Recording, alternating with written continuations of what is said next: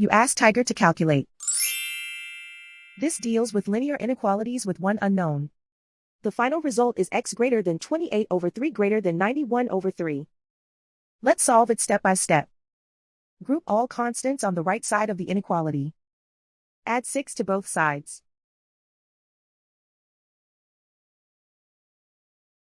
Simplify the arithmetic.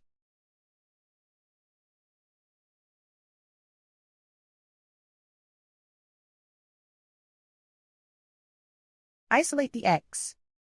Divide both sides by 3.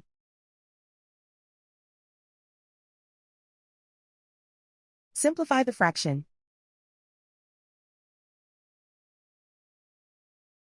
Plot the solution on a coordinate grid.